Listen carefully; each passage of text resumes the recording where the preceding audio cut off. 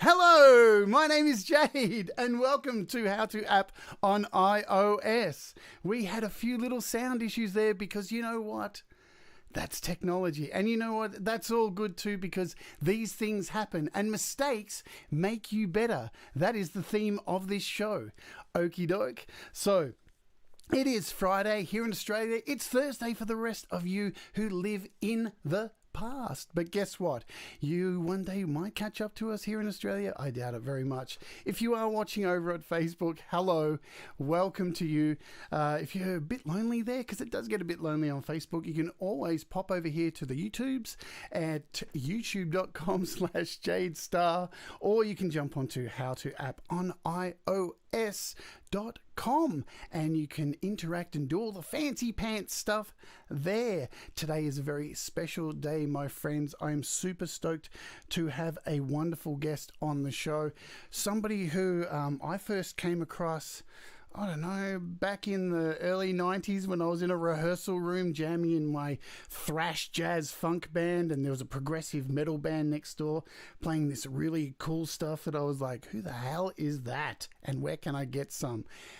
Well, that particular person has gone on to continue to make great music in a fantastic band you may have heard of called Dream Theater.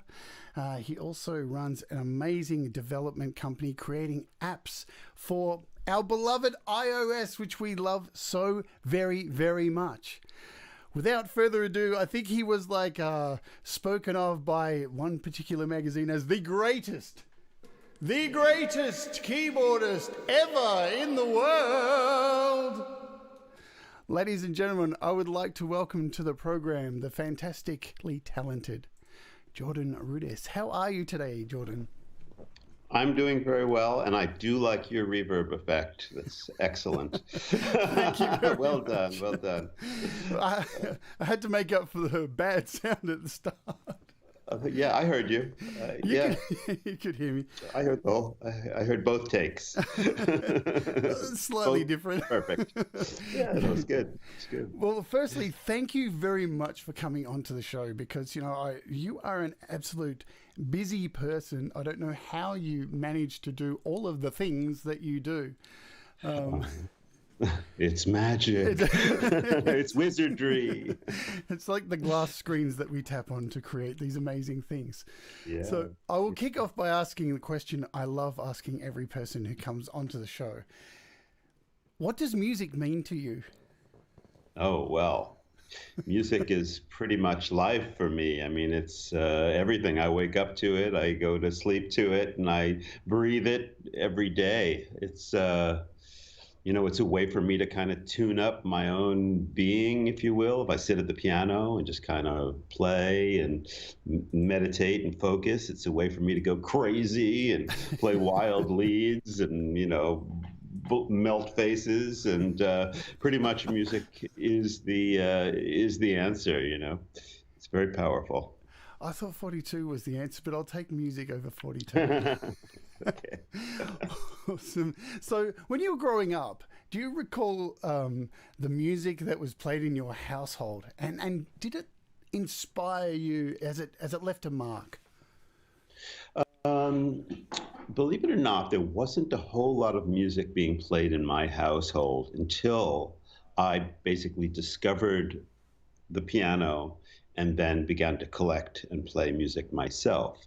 In the early days, I would go into my second grade classroom, which is where I really discovered the piano, and I'd play the piano there. And then one day the teacher called up my mother and said, "Your child is playing the piano very beautifully." My mother said, "We don't have a piano in our house. What are you talking about?" Oh, wow. She was like, "Well, he plays the piano." So a week later, it was this beautiful little baby grand white, it was called an SD piano that showed up. And then, of course, I was, from that point on, I've been playing music every day.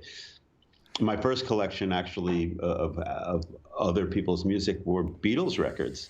I had all the little 45s, and I'd keep them. I'd have a little drawer by my bed, and I had all these 45s, and I had a little blue record player. Oh, man, and yes. and that's what I listened to. And then when I went to Juilliard, I had to be very, very focused, and they didn't want me to listen to anything that wasn't, like serious Yeah. classical music. But I would sneak it and have, fun on the side. None of that rock and roll here. None of that rock and roll, none of that boogie woogie, and no blues. Were you a naughty student? I was a very focused music student. I was really in a world. I was in the after a couple of years, the first year just kind of discovering the instrument with a teacher that actually appreciated my ability to improvise and my ear for music. One year with him, and then I went on to a teacher that we found that was a very serious teacher that wanted to get me ready to go to Juilliard at a very young age. A Hungarian woman, her name was Magda, and she would give me little kicks under the piano and little slaps in the hand if I played wrong notes. And after 1 year of studying with her, I auditioned for the Juilliard pre-college, and I got in. And then I started an even more serious upbringing, learning, the technique and playing Bach and Beethoven and Chopin and practicing hours a day. And that was kind of like my childhood. So, all right. So, all just music? You must have had a lot of music. Other hobbies. Well, not so much. I've been very one-sided my whole life. I mean, I'm really into visual things these days. Mm-hmm. For those of you who follow my Instagram or Facebook, you always see me posting trippy, kind of spacey images, and as part of, I kind of mix those two worlds together a bit, but growing up, I really didn't go to regular school very much because my mother would look for any excuse to keep me home so I could practice more. And when I did go to school, they'd call me into the auditorium to play like organ or piano as the kids walked in for assemblies. And there was very little traditional schooling going on, and a lot of music education and a lot of practice going on. I love that because it seems like it set the tone for like your very non-traditional style of music that you have pursued. Yeah, totally. I mean, it was because I started as an improviser before I knew anything about really playing classical music. I always kept that. That was always part of my spirit, and I would literally, hide with some of the kids from Juilliard in the back practice rooms and play like boogie woogie for them. And we would smile, and I'd do the blues for them, and I'd improvise, and I'd make them all laugh and smile and have a good time. And then we would emerge from the practice room and go back to our studies. Nice. So that was always my little secret at Juilliard, but they didn't really want me to improvise, which of course is kind of, it's not the greatest thing because you think about people like Mozart or Bach, and of course they were improvisers, but somehow in the classical world over the years, it got to this point where they didn't really accept improvisation as something that was, really part of it. So, and of course, after my very, very serious childhood, when I became 17 or 18, I was ready for kind of a mental explosion or a complete release, and that kind of happened. So I missed the teenage rebellion thing, right. But right after that, as I was getting closer to like 19 or 20, then everything gave way. Discovered the Mini Moog, electronic music. A little bit of LSD thrown in for good measure to change the perspective, and things kind of shifted. I think that's about the same age I found LSD as well. Yeah, it can influence your mind. It can, yes, and thank you, LSD, proud sponsors of today's show. Yeah, right.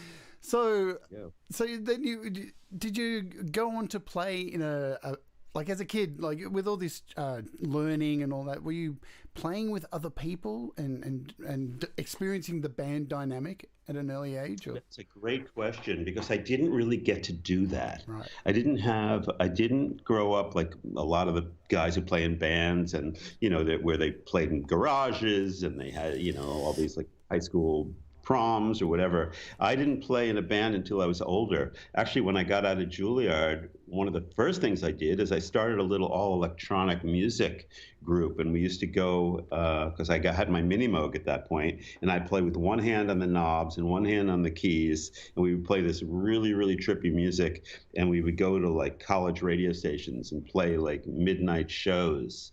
But slowly I would start to like do the band thing. See, the problem was that at Juilliard I was told that I shouldn't be hanging out with anybody who wasn't doing classical music. So even though I Wow. was really interested, even though I was getting exposed to like Genesis and Yes and ELP and all these cool groups and Tangerine Dream and King Crimson, I didn't know how to interface yet with anybody because I was really convinced that everybody beyond the classical people were kind of lowlifes and I shouldn't really talk to them. So it took a little while to figure out how to interface with the real world after, about 10 years of going to Juilliard and being hypnotized, if you will, into this very straight-laced classical headspace. So, step by step, I kind of loosened up and I met people and I started to play a little bit in bands and, really, and kind of see these other styles of music that I was interested in. Really, I was able to take them in and then put them out in my own kind of form, as well. Awesome. I'm just going to do a shout out to the people who are in our. We've got a massive amount of people here today, so I'll just run through a few names to say hello. Because, look, thank you all guys for being here. If you can always hit a super chat if you want to get my attention to get a question in, that's an option as well. We've got Paying to Get. Danny Broderick, Scott, Andy Goldsby, Nina. We've got Kate Kung Drum, Rock Hard Music, Tom Rochelle, one of our great moderators here, Cold Acre, and Jordan Rudess Fan Club. Your fan club's here as well. Yeah, oh, wow. They represent. Representing. Nice, nice. Russ, SM Borthwick, Gary Hubbs, let's see, Lady Rodel and Straight, Sion. Let me see, scrolling through quickly. I know everybody's waiting for the big one. Colin Powell, let's see. And there he is, Doctor's Orders. I think I said so. Ed B, scrolling down. Let's see if I've missed you. You can yell at me. Amelia Cosimo. I think I saw. Let's get down to the bottom where we've got. There's a lot of comments today. I'm doing my best. Joey Helpish. Let's see. A few. Thomas Gillane. Pete Johns is here. Who's a wonderful channel as well. Adam Burse. Joe and so Synth Widow and who else do I see? Doug from the Sound Test Room, welcome aboard as well. Sorry I can't get to you all, but let's get on with it and keep talking because I want to get into. So the first, I want to get into Dream Theater, but they weren't Cool. They weren't the first option, were they? When you got. Well, Kind of. when Dream Theater first asked me to join the group, I said no. Right. Wow. Because I was just kind of discovering who they were. They invited me to audition. I enjoyed meeting them. I knew that they were very talented. We got along fine, but for a lot of different reasons, mostly just life and where I was at the time, I just didn't want to do it. So ended up saying no to them. Thank you very much. I did one show, which you can find video of. It's the Concrete Music Foundation. They asked me to help them out because they really needed to play this very important show in LA, like a rock convention. So I helped them out and I did that. I learned their whole set, actually played it all on a 61-note Kurzweil keyboard at the time. I think it was a K2000. And from there, it wasn't that long after that I got a call from somebody representing Mike Portnoy, who, of course, was the drummer in Dream Theater. And they said, oh, do you want to join a supergroup with Mike Portnoy? And I thought, wow, a supergroup. What the hell is a supergroup? So I found out the supergroup was Mike, Tony Levin, and the guitarist ended up being John Petrucci. So two of the guys from Dream Theater. So that I said I was able to do because it was a side project for them. And it was a nice project for me, but it wasn't as time, consuming as if I would have joined Dream Theater. So ended up doing two very successful instrumental rock albums with Liquid Tension. Yeah. And after the second one was done, I remember I walked into the lounge at the studio we were recording upstate. Um, where was it? Upstate New York. And the guy said, "Oh, can we talk?" And I said, "Yeah, sure. Like, what's going on?" And Mike said, "Well, hypothetically speaking," he says, if we asked you at this point to join Dream Theater again, what would you say?" I said, "Well, I'd say yes," because Nice. already now it was, a couple of years down the road. We had worked together. Things had changed a bit for all of us. And at that point, I joined. And I remember actually the first day walking into the Dream Theater sessions thinking, oh, this is going to be, just the same because it's Mike and John and it'll be me. And, the bass player is different, whatever. They have got some vocals. But I walked in and, of course, instead of the very tall and bald bass player, now there was this kind of skinny Asian guy with hair like down to his waist, John Mayang. And and of course the vibe was very different, although I knew that I could work very well together with those guys. So it started a whole thing. And now, of course, what's amazing and very timely for our discussion is that we literally today we just put out a press release because we just announced that we are going to be coming out with a new Liquid Tension album 20 some odd years later, 22 years later. And what's crazy is for every day, I'm not exaggerating, every day for the last 20, I think it's 21 or 22 years, I would get some kind of a note or I'd see something. When is the next, you guys got to do Liquid Tension. When's the next one? Please do Liquid Yeah. Tension. Right? And so after 20 years, we decided we had the time. Let's do this. Let's go in the studio. We reunited and we did another record. And it's awesome. I can't wait for people to hear it. And we just told the world that we did it. There's a lot of excitement, around this project. Sick. I feel like I've got a scoop here myself. So is that what you've been Yeah. working on just recently? Yeah, because I know when Well, we first started talking, you said you were working on some stuff and to talk to you in December. oh, yeah. It's probably really secret stuff at that point. See, if we had spoken a couple of days ago, I wouldn't have been able to say a word about it. But Ah, today I can. right. So actually the first interview that I've done since this announcement. Well, thank you There you very go. much. Absolutely. um, So, it's very exciting yeah, too. it's exciting. So actually, what happened was, so when COVID hit, obviously everything shut down, and I got into my own headspace and was home a lot, and actually was able to, with the help of my wife Danielle, who is a producer, we put together our Patreon, for my world. And we've been doing it now, for 6 or so months, and that was the first really big project that we organized, and that's been going great and been a lot of fun. And we've got a great Patreon community, which I really love, and I love interacting with everybody.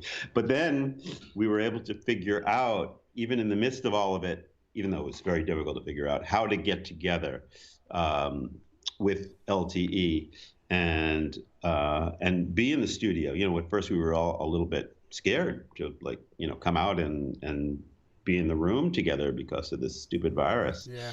But we kind of settled on some basic rules that we were going to be tested and we were going to lay low, and Full we on. weren't going to have extra guests in the studio, the whole thing. So we ended up being able to go to the studio, and I remember arriving, with my mask on and everything. And you can see that some of the pictures, the publicity pictures, are with masks because we were Excellent. very kind of conscious of that whole A thing. moment in time. Um, yeah, so we managed to get together and we really focused in. We had a great time and we wrote music and we played and we recorded. And next thing you know, we've got an LTE record. And I had to kind of keep that in my back pocket for a while because nobody could really know. Sick. So, so when that was done, very soon after, we switched gears and we started to work on the new Dream Theater record, which is still in progress, but we got a lot of good stuff done. Very excited about it. So it's been a very, very productive time. I've been kind of blessed by the fact that I'm able to really focus in on this music and, you know, only allowing little bits of the weirdness that's floating around out there, into my own cosmic headspace.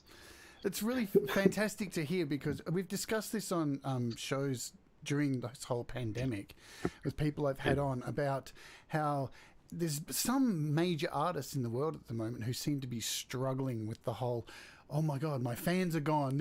I'm not prepared for this, and I don't know how to use technology, and I don't have PR people around me and all this stuff, and I'm not naming any names, but then there's other artists who are so inventive and creative who've been able to thrive in this environment and create possibly some of the best stuff they've ever done. What's your opinion on that?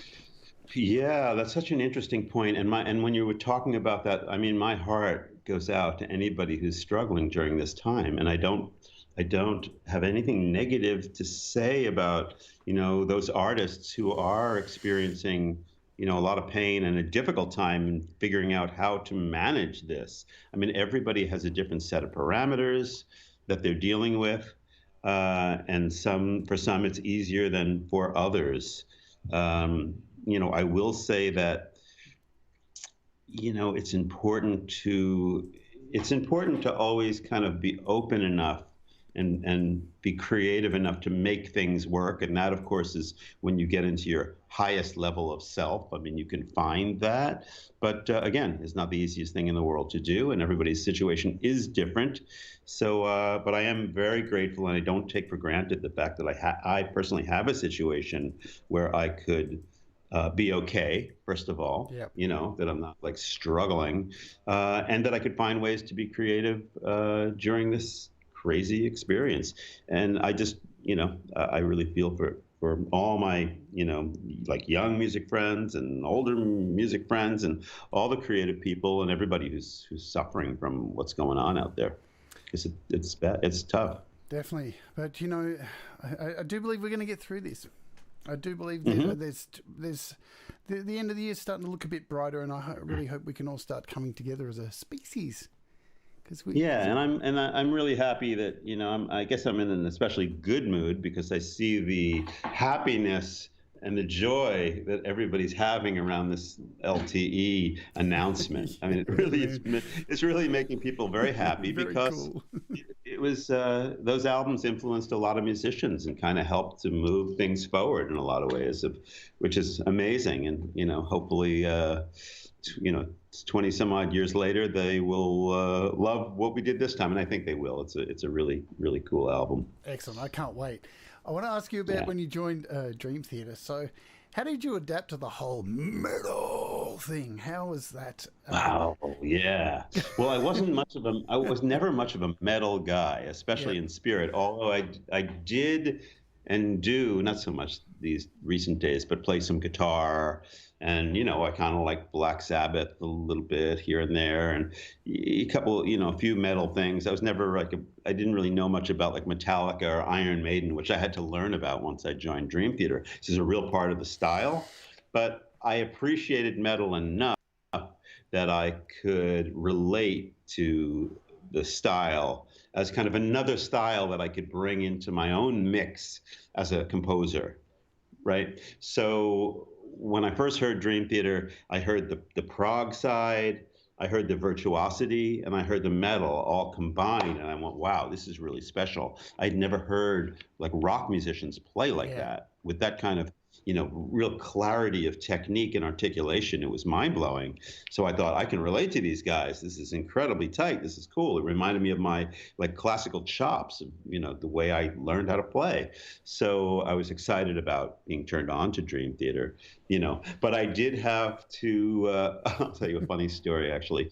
I did have to get used to the whole like metal thing. I remember like the first, or maybe it was when I did the Foundations thing, the one concert I did when I agreed to help them out, sitting at a table, like having lunch in a big, I don't know, it was a restaurant or part of the convention center with their management and with Dream Theater. And I remember they were talking about who they should have as an opening group, and the names were like, Suicide this and Napalm Death and Kill this, and I was like, every name of every group was something about death or killing or suicide or murder, and they were just saying it like nothing. Right. Like they didn't even think of what they were saying, and I'm thinking, what the hell? This is like a comedy. So I'll never forget that. I was just ridiculous, mega death and napalm death and this death and that death. And I'm like, whoa, this is really serious here. Yeah, I forget about that because I listened to death metal pretty much. I got into Metallica from a young age, and then went to death metal and black metal, everything. But and you forget that sometimes you talk to people and go, oh yeah, the new Cannibal Corpse albums, and you just, That was another the way one. you Yeah. say these words, people are just looking at you like, what? The album's called Eaten to Alive. What are you talking about? Right. It's slightly shocking. Yeah. So that was my first very innocent exposure, my first hanging out with the guys and their conversation. And then, after that, fast forward years later, um, just starting to understand more about where some of the stylistic ideas come from. And I learned that a lot of them really work, like Iron Maiden, Metallica, Queensryche. There was, what those guys listened to, like, Mike Portnoy, John Mayung, John Petrucci, the kind of stuff that they really grew up on was that. A little bit of Yes, a little bit of Genesis, but mostly those, that kind of stuff, which for me, it was like, okay, I'm going to understand this. I'm going to internalize it. I'm going to roll it into my own compositional style and use it as an element, and have fun with it. So, of course, then I had the experience of us covering like all of Number of the Beast and some other album. I tried to put these things out of my head, but I'm sitting there on the keyboard, like playing backup guitar parts. Something when I wasn't inventing my own part, some of them I'd be doing the dun dun dun dun dun dun dun stuff, and I would put, instead of having to do it with one hand, dun dun dun dun dun dun, I would put it the same octave in both hands, so I could go and I had to work out how to do these kind of like metalish rhythm riffs. Do you think I'll get to this? It was kind of a later thing. Do you like? Was it a challenge to add keyboard to metal? And do you feel that sometimes synthesizers may be overshadowed by things like the guitar, and in rock music? Like, do you feel limited at times? Dream Theater is, a group that we're a progressive metal group, which basically means that the keyboards have a very important role. I mean, I am every sound you hear beyond the guitar, bass, and drums. I'm the choir, I'm the orchestra, I'm the sound effects, I'm the organ, I'm the piano, anything that you hear that's not those other three elements. I'm basically doing. So that is an important role because there are a lot of things going on. I'm playing tubular bells, I'm playing, big brass sounds, I'm playing huge string melodies. There's a lot of stuff, and I love it, but to be honest, the core, well, it's not the core, but I would say there's a real focus in this kind of music on guitar. So the guitar is king, that's just the reality. The guitar is going to be loudest usually, and the keyboards are going to be the keyboards. But that said, it's still, I'm the luckiest guy in the world because Dream Theater is an amazing group and the keyboards do play a very important role. Oh, yeah. I wasn't at all saying that. I mean, I think a lot of people don't understand these days, like when you think about the 80s, I think about, keyboards coming into fashion in a big way in the 80s, but they were kind of cheese at that time. Right. It's kind of, and they were, looking back, they're still regarded as a bit cheesy back in the 80s. But these days, I don't think your layman who just listens to music doesn't understand when recording an album. They think there's like an orchestra that's gone into the studio. I don't think they realize that it's a keyboard that does so much stuff in an album. It's insane. Yeah. It's insane. The number of different sounds that go into like a Dream Theater album. Everything from the spaciest pad to vocal things to sounds I create myself. And a lot of times, actually, a keyboardist is really important for a keyboardist in a metal band or a prog metal band to keep his ego really in check. Because a lot of times what I will do, which I'm proud of because I think it's really cool, is I'll find sounds or make sounds, program them, which blend with the guitar to make the guitar sound maybe even bigger or give it a real character, something about it just sounds cooler or thicker. And then people don't say, oh, that's a keyboard, because they don't know. Keyboards can make any sound. If I make a quacking duck sound, are they going to say it's a keyboard? It's just that, it's all the sounds. I mean, I've made every different kind of sound. But these particular kind of sounds, the ones that are really heavy and really, really cool that you don't think you don't know. You just don't know. Or even like this part in Dark Eternal Night, one of our songs. It's kind of got a metal metal part at the beginning, and at the end, in the middle is like crazy prog. But at the end of the song, where we're playing this really fast stuff, my sound actually was designed so that I would bring out the articulation of every attack. So I have a little sound, like a really, really quick hit sound in it. So when I play on the keyboard and double with the guitar, the effect of it is that you hear every note really clearly, even though it's the guitar and the bass playing like that in unison. So I designed my sound to bring out the line, to give it that extra little percussion on every hit of the first note. So things like that also are the key, can be and are the keyboardist's role. Ultimately, the shine on the guitarist.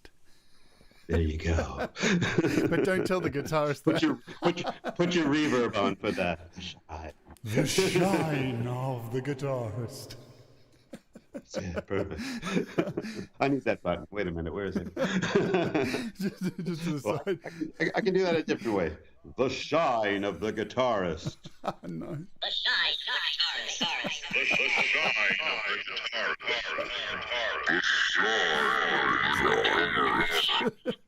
You're out taking me already. So, how has Dream Theater evolved over? Is it 16 albums now? Is that what we're up to? Oh my God! Don't make me count that. I go to math lessons every day when I'm with Dream Theater with our amazing and wild drummer Mangini. So I try to keep those numbers out of my head. But over the extended period of time of wonderful musical releases. We learn something in every album we do, and every time we work together. It's amazing, really. It's little things that add up. It's little things that, for me, about the way different keyboard sounds sit in a mix. What really works. In the beginning, I thought I'd have to play like these big pads with two hands or these big sounds, and then later on, I realized that, you know what? That's kind of cool, but if I do that and I track that, I need to track it separately, where I track the high part first, maybe I track the low part, and instead of playing a huge combination, which sounds like God, I would just like separate it and maybe play the choir part and then put the string part, in its place, and then put the brass part. And so I just orchestrationally, I learned a lot about how to make things really work in Dream Theater. And also, every time we do an album, I make another bunch of sounds and I add it to my collection of colors that I can bring to the group. And I discover new instruments each time. Like the year I discovered the Hawken Continuum, which was an amazing, controller that I used for like Octavarium. And I played the pedal steel on that album. So I'm always like this, discovering technology. Geoshred, plays a part in our music. I just used the cello, the Geo cello, on one of the tracks for the new record. So always learning, always growing, always evolving the relationships with the guys, and learning how to create that resonance that it takes to really be comfortable and productive working. I have an incredible relationship with the guys. I mean, John Petrucci and I are, musical brothers, and we've been doing this together, for like 26 years or something like that. And it's just amazing, really, to think about. I was thinking, running over my head the questions and stuff I was going to ask, and I was going through my head and saying, yeah, I remember when I first heard you, I was like 19 years old, and I thought, oh my God, we've been doing this a long time. Long time, Metal's been happening for a long time. Wow, I felt old and was going to drop that. Now I've said it anyway. Before we get into the technology and everything you use to make music, I just want to touch on how do you balance your life, your work, and your even things like mental health around touring and creating music. I mean, how does that go? Because I think mental health is a very important thing as an artist. It is, yeah, totally. Well, luckily, I've always been a person of moderation. I mean, Nice. even in my wildest days, I've I never did things too extreme. Maybe an experience here or there was extreme, but in general, I've always been someone who's been moderate about anything that I've ever gotten into. So that really helps. That it really helps to be that kind of person. I've never had like addictions. I've always been able to control things. And I'd say that's my number one kind of trait that keeps me in a very kind of balanced state. I'm also like the middle son of a family with 3 boys, so that also keeps me in an even kind of place. And I'm very easygoing, so those things really, really help. But the other things that seriously help in my life are some of the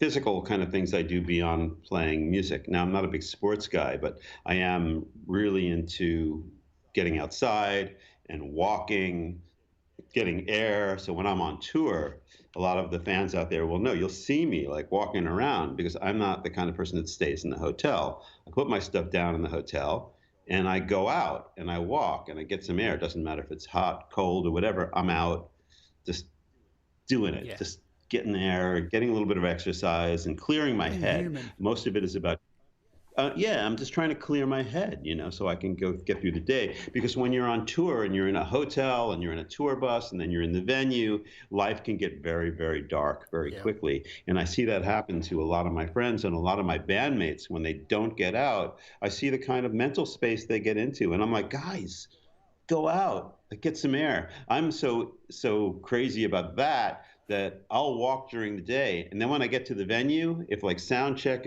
I see it's not happening for a while, I'll tell the tour manager or whatever, I'll say, guys, I'm going out for a little, I'm just going to walk around here for a little while. And they know that I'm not going to hang around in some dark, backstage venue. So it's that, and these days, what's keeping me very sane at home, because we've all been home so much, is doing some training. I've got a trainer that I really love. That a couple times a week I'll get together with him, just over FaceTime or whatever. We'll do some stretching, some exercises. I'm not that into exercising, but I do it and I like it because I find it to be. I use it in a kind of meditational way. I really like the form factor, the focus of it. I'm not like into lifting weights kind of thing, but I am into whatever form and control that I learn from it. I mostly like things like balancing exercises and almost things that lead, like have a yoga kind of an edge to them. Those are great. And I recently discovered Pilates also, which has been amazing for me. Also, I have a teacher that's very focused and doesn't even take her eyes off of me. And so every move I make is almost very rhythmical and very smooth. And when I'm done with the session, I feel like, wow, okay, I feel more balanced, I'm ready. And that's awesome. And finally, the other thing that I do is, those of you out there who really know my music is a big part of my music is for a kind of meditation, if you will. It's for getting in that headspace and finding a tuning and being resonant with with the sound and for me it's a total experience of kind of finding something that puts me in that headspace, which I feel like, okay, I'm in tune. So all those factors combined keep me sane. Awesome. Yeah, I 100% agree. I did an EP in September, a little short death metal EP for a little side project I made on this show called Metheist. And I wrote it going for a walk every day with the Apple Music memos going boom, boom, boom, boom, and humming bass lines into it. And would come home and turn the bass lines into music. Walking is just the most amazing meditation. So 100%. Yeah. I mean, like the other thing I want to add is that just to kind of point out where my head is at. When COVID hit, I did, I think, 60 live streams in a row. Because as soon as it hit, I was like, oh my God, I need to be playing the piano. I need to be expressing, I need to be sharing with everybody out there this music and try to offer my little bit of musical healing.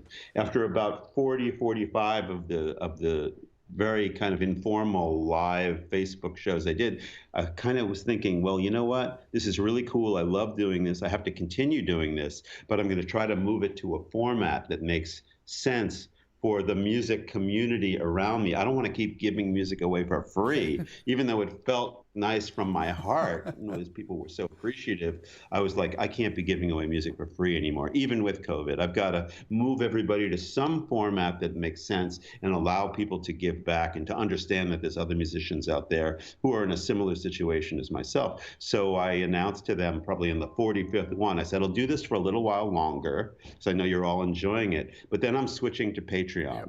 So I discovered Patreon and I thought, this is an awesome format. I can use this. I'll really enjoy it because I love to share over social media. I love to do these streams. I love to educate. So I slowly but surely made the change and I shifted to Patreon. And it's been amazing because now I have all these people on the Patreon that are so, they're so part of my world. It really is this great inner circle, and they love it, and they appreciate it, and they also give back to me. So there's a loop, which I just find really satisfying.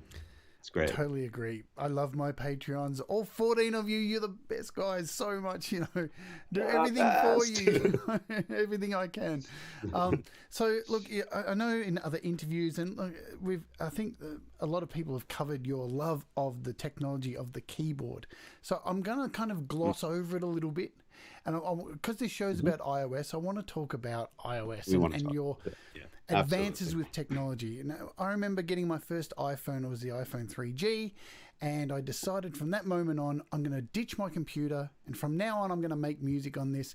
People said I was an idiot.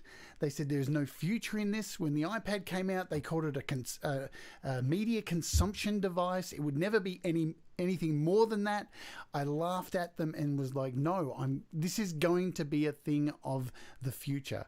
And it is becoming that thing. It's amazing. What has been your journey with the iPad and moving music onto that kind of device?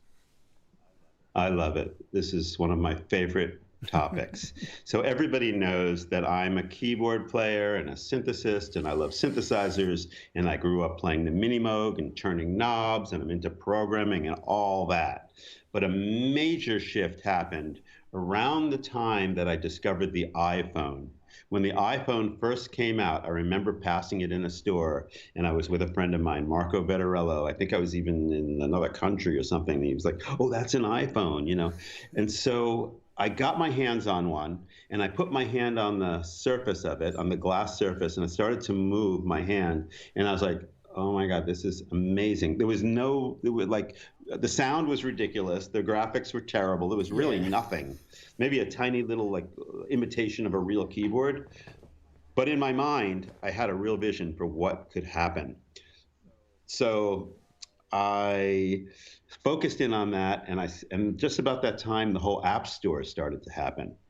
And I kept my eyes on it because I was looking for somebody who might be able to program something that I had in my head. And I found this guy, his name was Kevin Chartier, who was making an app that had lines in it, and you could play notes on the lines, and I thought it was actually pretty cool. And so I called him up with my vision, and I said, wow, I got this thing in my head where a user would be able to press on a note, like on a vertical line, and kind of morph sounds as they move vertically on the line, but it would be independent for each finger. And then you could also kind of slide and do pitch bends with one finger, but not the other. So every finger kind of is its own thing. And he kind of was like, oh, wow, interesting. And he was crazy enough to go along with it and say, yeah, I think I could do that. So I really lucked out that year because it was the first year of the iOS store. And Kevin and I, we had never met in person, but we built this thing called MorphWiz, right? And MorphWiz was a real game changer for me, and I think a game changer for a lot of people because it offered this first kind of look on a multi-touch instrument of what we now think of as MPE. Well, you think of instruments like the Seaboard or the Linstrument or the Continuum or the upcoming Osmos. The MorphWiz was I would say one of the very, very first instruments that allowed you to have expression independently on every note you play. And for those of you who do not know what MorphWiz looks like, oh, yeah, see, you put it on the screen. Thank you very much. You can also see it here.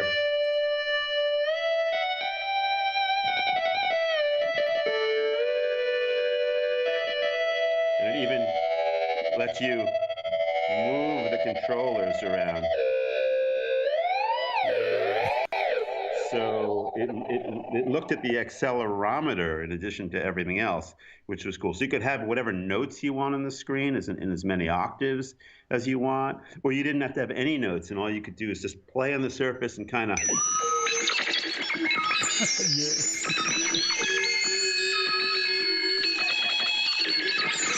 know, so every patch you'd go to would have a different kind of layout. Some things would be very simple. Some things would be very.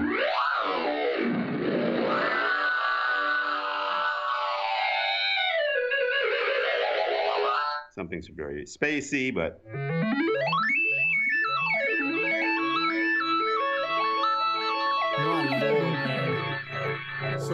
So right, very at this point, an app that's been out for many, many years, since the beginning of the App Store, but something that was cutting edge enough that even when I play it today, I always feel like, wow, it's still cool.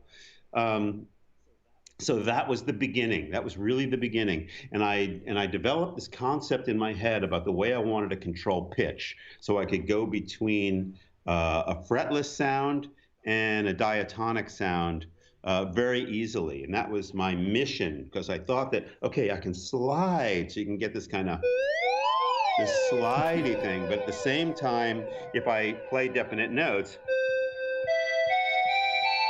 then I'm playing absolutely in tune. But so that was kind of like my goal, to be able to slide and to play definite notes and have the notes in tune when I hit them. And when I slid my finger and stopped, I wanted them to be in tune again. So I wanted to create a little bit of magic there. And MorphWiz kind of did that in a simple way. But nowadays, of course, many years later, we have Geoshred, which does it in a really refined, really beautiful, very magical way, where you feel like, wow, I'm playing fretlessly, but holy shit, my notes are perfect. Like, the intonation can be perfect. So that's been a real mission of mine. So that's all happened really around iOS and multi-touch, with some hardware thrown into the loop. Because I've always felt like, we're developing these ideas on iOS. It's a place for creative minds to just make incredible things happen. At the same time, you have people like Lippold Hakkinen, an incredible inventor of music technology, who invented the continuum. And I was lucky enough to play a small part with Lippold in working with him on the way that his pitch intelligence would work for the continuum. So that was the first hardware instrument that really used this kind of pitch intelligence that I dreamed of. And fast forward from that, you've got instruments like the Linstrument and the Seaboard, which I was very involved in as well. So iOS has been amazing for me and continues to be, and I'm every day I'm inspired by it. I'm still, I'm working on Geoshred a lot every day, but I'm also still developing other cool apps. I'm working on one right now that'll come out one of these days. The idea of it is about morphing. It's about taking different waveforms and resynthesizing them, and then being able to literally morph between the waveforms in almost like a MorphWiz kind of style, where you can move your finger on a note and it'll change from one sound to another, not crossfading, but literally sonic morphing. So people can kind of stay tuned for that. Wow. All these scoops today. Yeah. Yeah. Some good scoops. So I'll give you just a very quick taste of what that even looks like. So here's what it's going to look like. So put this down here. So this screen, this particular patch, similar to like a MorphWiz kind of thing, but at the bottom, you got that sound. At the top, you got that sound. If you move your finger. Oh, wow, that's nice.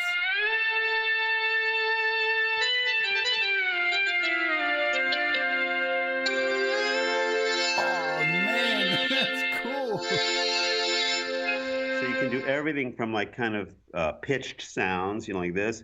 This one's got a bell here and a waveform there.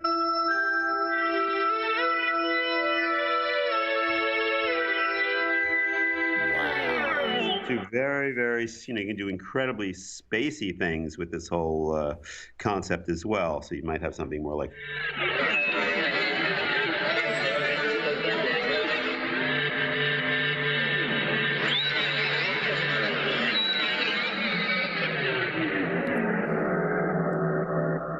Oh man, soundscape heaven. Yeah, so that's going to be really, really a powerful offering because it's a very powerful engine. But these days, I will say that a big focus has been on Geoshred because we've been kind of changing the music world with this instrument because we're seeing people start to use the iPad as a very serious musical instrument. I mean, we have a huge market in India.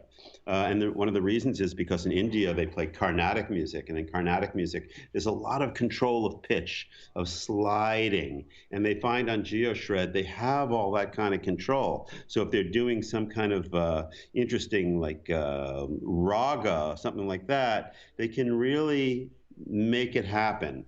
I'm just trying to find a good example to show you for that kind of thing. So here, I will find one. Here's a little meditation sound. So you've got a drone, and it uses the clarinet, actually.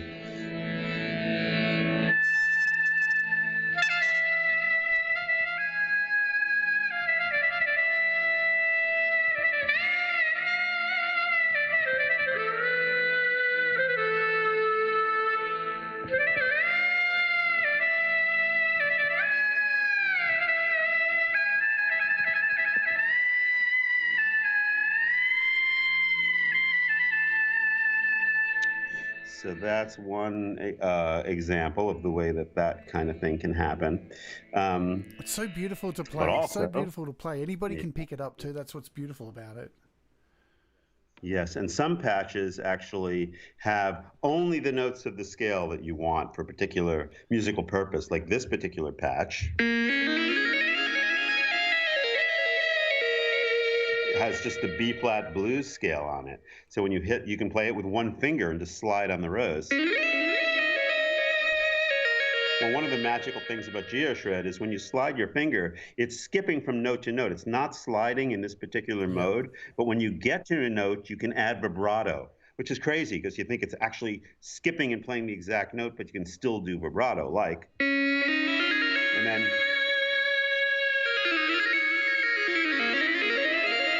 When I hit the backing track.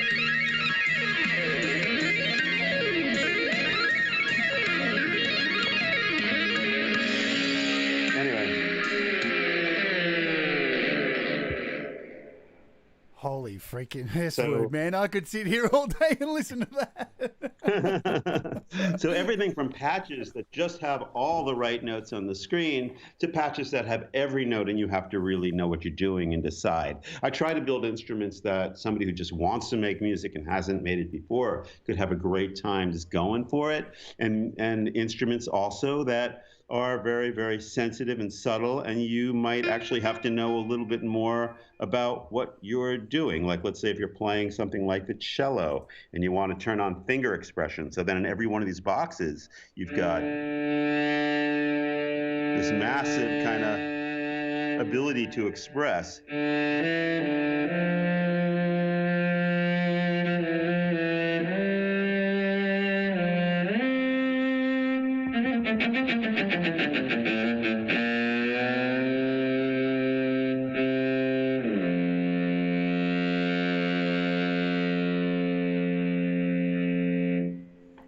right? Yeah, man. So with one hand, you can do all the volume, you can do all the pitch, because all the control is there, and they become. You realize pretty quickly when you play this that, like, oh my God, playing on glass like this is an incredible mechanism for being able to be expressive. Because a lot of people are like, oh, I don't want to play in the glass, But hey, you can't slide like this on anything Yeah. else. It's amazing, like that the ability to slide like that is just mind blowing. When a player just starts getting used to that kind of like technique of sliding, they go, "Wow, I can only do this on Geoshred." That's another reason why all the Carnatic musicians in India are walking around with their iPad and going to music school, and that's like their main instrument. It's a whole whole movement. Maria's asked a question regarding Geoshred. Will you be adding any more drones? I love how they work with the Swarm instruments. Just puts you in a special place. The Yeah. drones, is that Will what you you be said? adding more? Yeah, I mean, it's just a matter of creating more patches because the drone, we have an Yep. engine. It's the sympathetic resonator, and we can design, and it's made to basically design your own drone. So whatever key you want, whatever notes you want to be part of the drone can be created. With Geoshred Pro, one could design their own, but certainly in the future we'll make some that'll just be patches that you can use in your own music. Hey, I see Absolutely. Tom's asked the question I was just about to uh, ask. Now, you've used Geoshred with Dream Theater, yeah? Yes, definitely. And like, how's that like? All right, and the reason I ask this, because, all right, so as a musician, I can't tell you how many times, Jordan, somebody I was told, hey, I make music on iOS, and they might be some seasoned Yeah. musician, and they've looked at me and gone, ew. Like, I'm a leper. And I feel so Yeah. bad for them that Yeah. they're not able to open their mind up to understand, as you just explained, touching glass, how tactile and beautiful the experience is, and how you're able to create these new experiences Yeah. musically. So, It's amazing. It's amazing. I've used GeoShred on so many records. One of the sounds I've used a lot is this one because you can't get expression like this, I think, out of most anything else. So basically, every note, they're larger now because I wanted to have room to really express the notes. And on my pad, I don't know if you can see this pad at the top right now, but at the pad at the top, I'm able to add extra expression and add feedback. So what ends up happening is I can play a note like this, then I can give it some energy, and then yeah.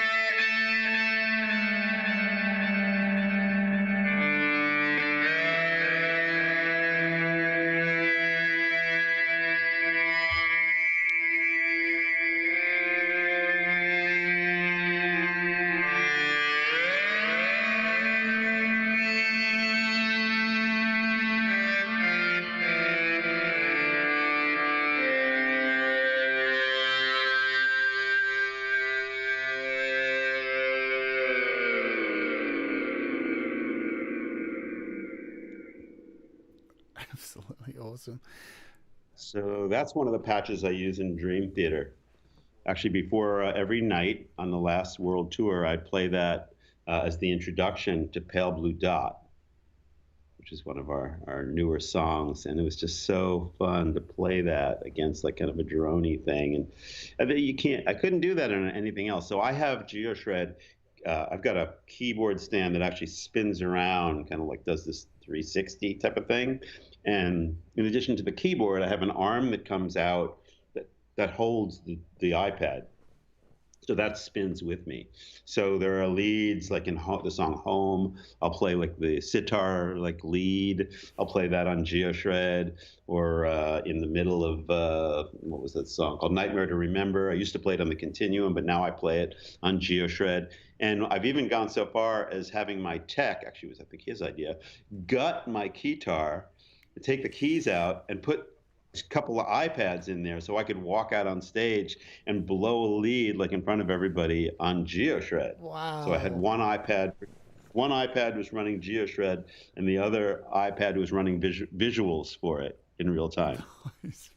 And you know what? One day, I think I have this fantasy. One day, fantasy sounds a bit weird, but I've seen you surrounded by a whole bunch of iPads, kind of like Yarny style, with a fan in front of you, blowing your beard, and you just reaching out and touching all these iPads. I think that would be amazing. Yeah, yeah, it totally happened. I mean, I've been collecting iPads now because I never want to get rid of them as I Yeah, have them because I'll use one and I'll have Geoshred, another one I'll have running some keyboard app, another one I'll use for the visuals, and then I'm like, wow, this is really, really super fun. Like I did a video the other day that I posted online. It was me playing cello with one hand, right? And then I was playing my Roly Lumi keyboard, which is the keyboard that lights up in different colors.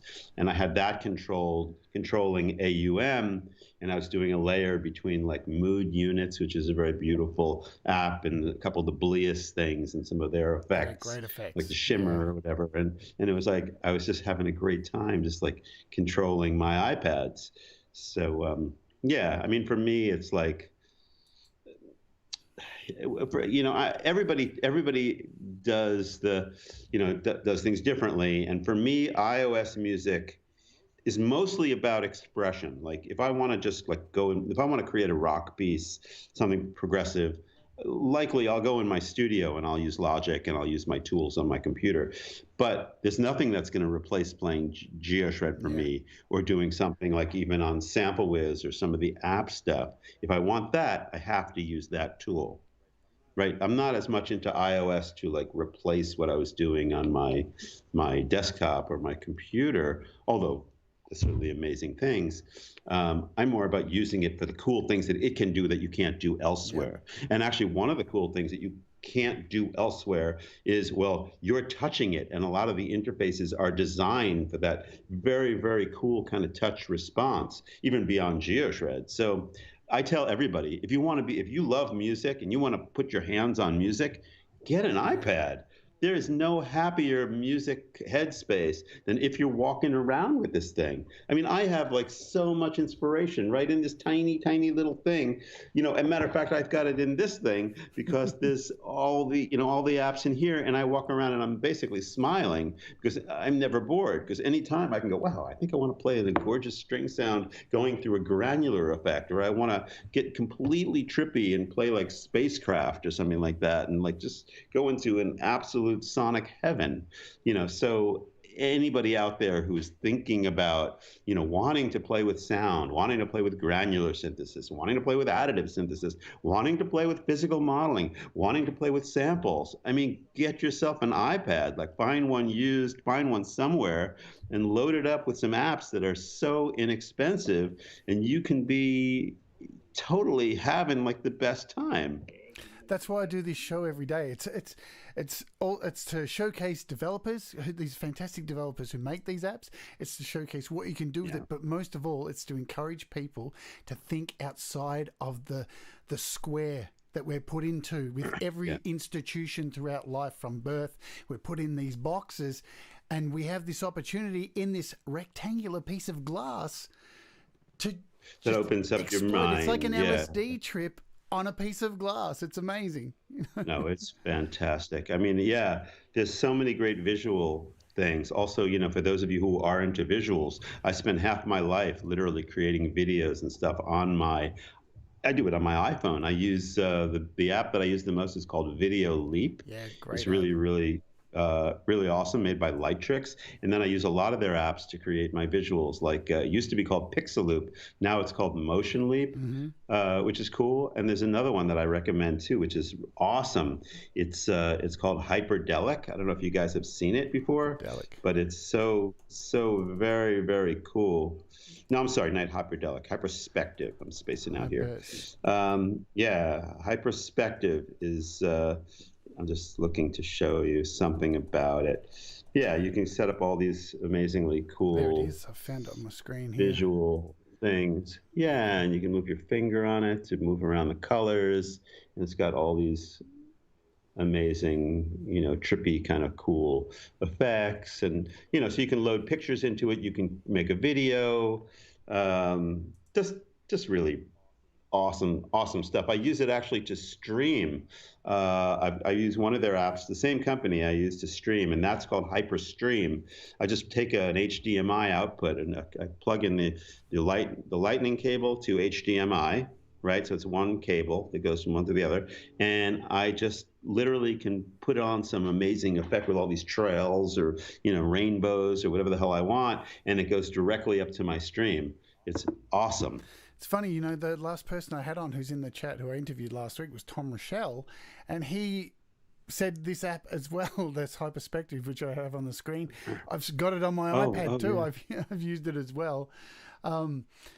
So, look, I don't want to hold you up much longer. I know you have things to do. So I just wanted to touch. There's a few questions that I've kind of been selective to grab a few from the chat. One of them was, yes, did you ever or would you do anything with Mike Patton or thought about doing it? Oh, that would be fun. No, he's not. Man. Yeah, he's my favorite artist. That would be so cool. I don't know him though, but so that's the the difficult part. I know that my buddy Mike Portnoy is a huge fan of his. I know he's very creative. So maybe now that you've planted that seed in my head, I'm closer to that happening. I could see the whole thing with you standing around with iPads there and Mike behind you going. It would be absolutely crazy. Yeah, right. You could produce it. Damn straight, get me in there. Right. Okay, now you, right. Now you make those weird vocal sounds. You play the iPad. Go. Another question here from Keating Simons was, Dear Jordan, what is your opinion on today's apps and Daws and MIDI compared to 20 years ago and studio equipment back then? Wait. The first part of that question, my opinion between what? What is your opinion on today's apps and Daws and MIDI compared to 20 years ago? Oh, okay, yeah. Well, the whole DAW scene is crazy because there's so much competition in it. And, one company comes out with a feature and the next company comes out with the same feature and then they try to up it and they up it and they up it. These DAWs are so loaded up with features that it's impossible for any one person to know everything that they do because each one of them are so powerful. In the year 2020, you open up like Logic or Cubase or Digital Performer, and the scope of what they do, it's almost too much. But they try to appeal to so many musicians. You talk about 20 years ago. Well, they just didn't have as much in them. They were still powerful. I can remember actually when I was 26 or 7, I was playing on an 8-bit computer and running a hybrid arts machine that did basic MIDI recording. And I was blown away with that because it gave you like your piano roll and you could change notes and you could quantize. But of course now, it's just what you can do with audio and waveforms is scary. Things like flex time, where you could stretch and your audio becomes like silly putty. As far as apps go, and iOS apps, we don't really go back quite that far. Yeah. But when I started in the iOS store, there was hardly anything there. There was really nothing there. And there were no big companies there, right? It was all independent developers. It was guys in their garage creating these incredible things and offering their creativity to the world at like hardly any money, like really cheap. And then slowly but surely, we've been seeing all the big companies kind of get into the app space. So now you have Korg and Roland and Yamaha, and they're all here now.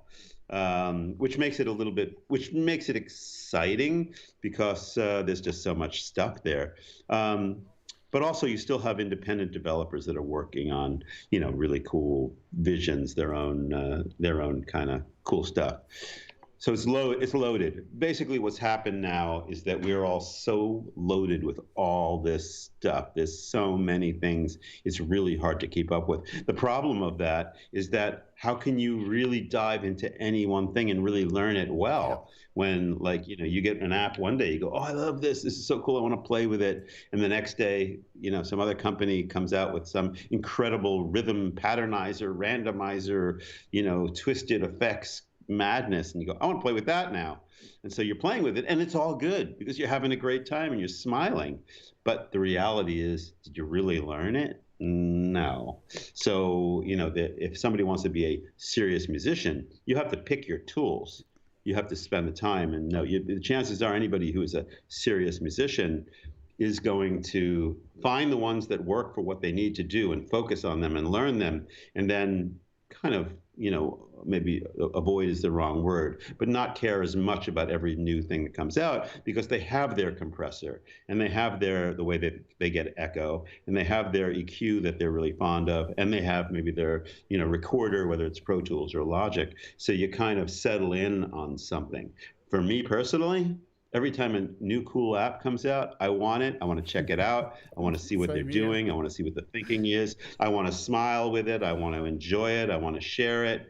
At the same time, I have to keep my other side of what I do. And if I have to create a piece of music, how do I do that?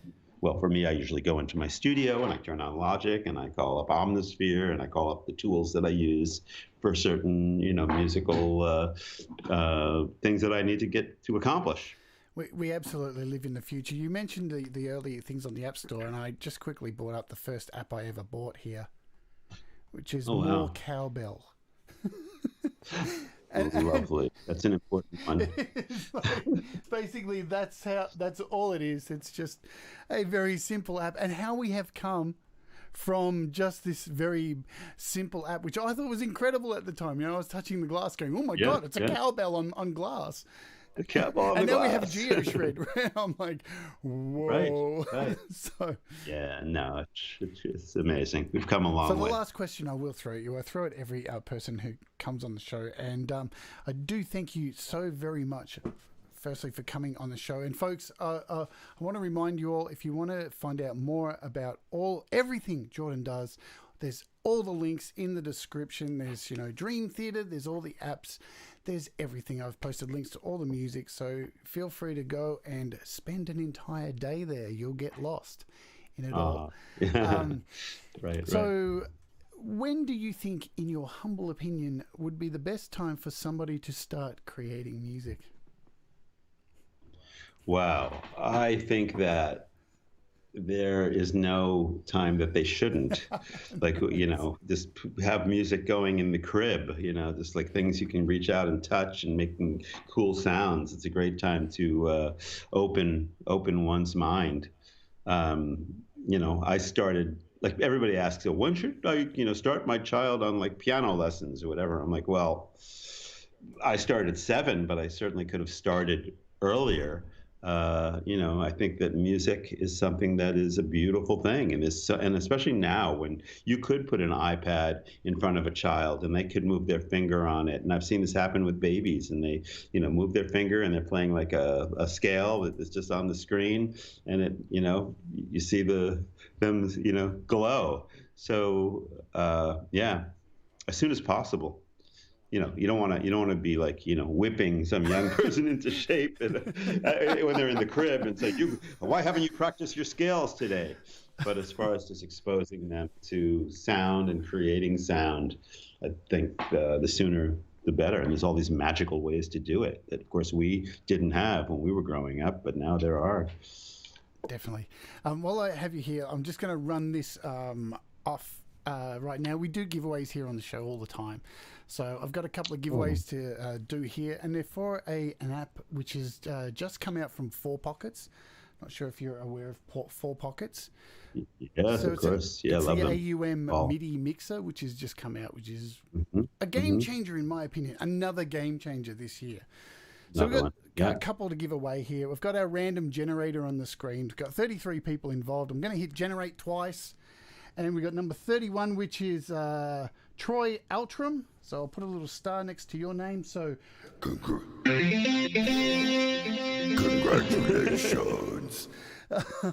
Congratulations. We're a team. Awesome. And we'll generate the next one, which is number 19, which is Pablo Lopez. Awesome. Yay, Pablo. Well done, Pablo.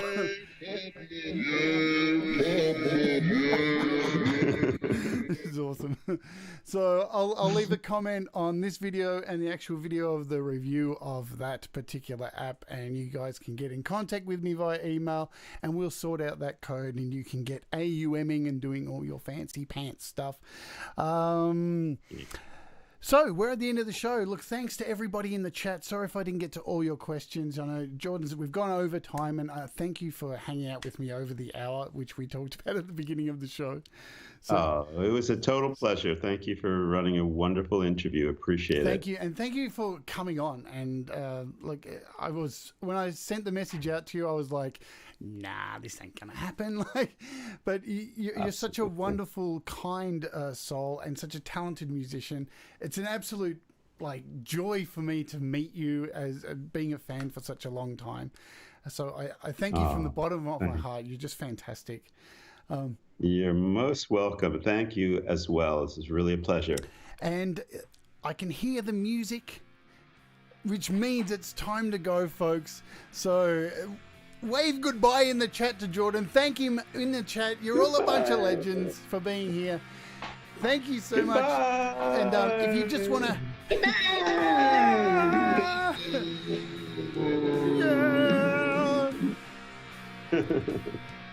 And with that, if you just want to hang on to the call, and I'll say goodbye to you off the call, Jordan. Thank you, guys. Take care, and we'll see you on the next show. And remember to do the things that make you happy.